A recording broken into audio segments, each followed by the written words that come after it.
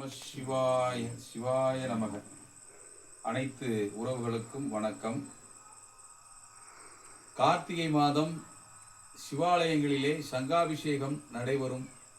அந்த சங்காபிஷேகத்தினுடைய சிறப்பை பற்றி நாம் தெரிந்து கொள்ள வேண்டும்.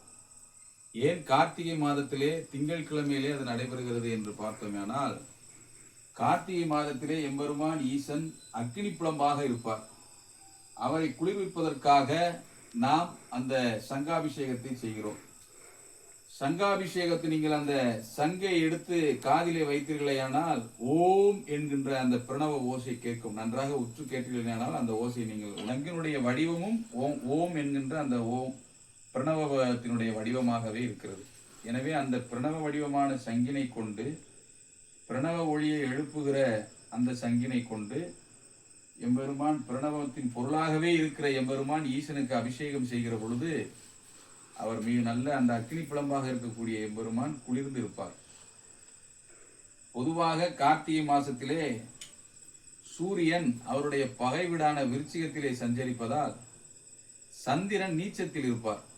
அப்படி சந்திரன் நீச்சத்தில் இருக்கும் பொழுது மிக வெப்பமாக இருப்பார் எம்பெருமான். எனவே அவரை அந்த குளிர்விப்பதற்காக இந்த சங்காபிஷேகம் கார்த்திகை மாதம் சோமவாரத்திலே நடைபெறுகிறது. இந்த நிகழ்வு கார்த்திகை மாதத்திலே தான் நடைபெறுவதால் அந்த கார்த்திகை மாத திங்கட்கிழமையிலே நாம் இந்த சங்காபிஷேகத்தை செய்கிற பொழுது ஐயா குளிர்ந்து நமக்கெல்லாம் அந்த குளிர்ந்திருக்கிற நிலையிலே நாம் அருளை கேட்டோமேயானால் அவர் மனம் குளிர்ந்து நமக்கு நிறைய அருள்களை அள்ளித் தருவார். அத்தகைய சிறப்பு மிக்கது அந்த சங்காபிஷேகம். அந்த சங்காபிஷேகத்தை கண்டாலோ அல்லது அந்த சங்காபிஷேகத்திலே ஊற்றிருக்கின்ற புனித நீரை ஐயாவிற்கு அபிஷேகம் செய்த பின்பு அதை அள்ளி பருகினாலோ அவர்களுடைய உடல்நிலையும் சமநிலையை பெற்று எல்லா வளமும் நலமும் பெற்று அவர்கள் வாழ்வார்கள்.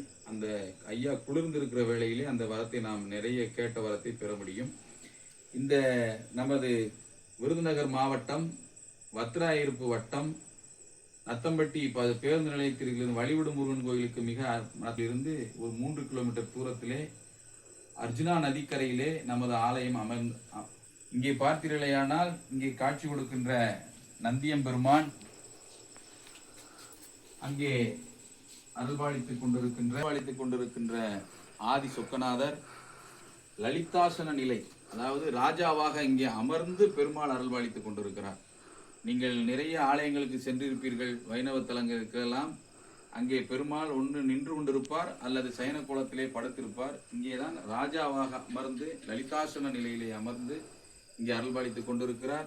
அவருடைய துணையாக வைஷ்ணவி தேவி அவர்களும் இங்கே அருள்பாலித்துக் கொண்டிருக்கிறார்கள்.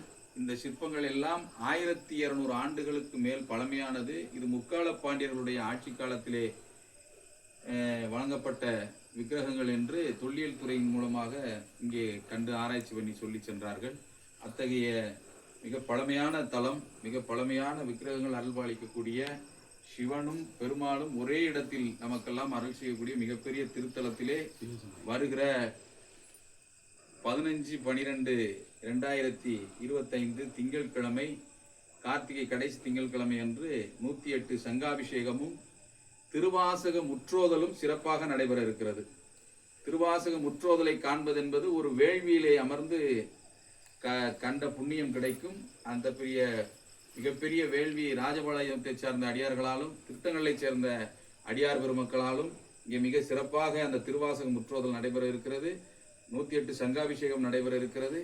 எனவே இந்த வீடியோவை பார்க்கிற அனைத்து பக்தர்களும் 15ஆம் தேதி நமது களத்தூரிலே அருள்பாலித்துக் கொண்டிருக்கின்ற அங்கேற்கண்ணி உடனுரை சொக்கநாதர் திருத்தலத்திற்கு அந்த 2 பூசைகளிலும் கலந்து இறையருள் பெற்று இன்புற்று வாழுமாய் அன்போடு கேட்டுக்கொள்கிறோம்.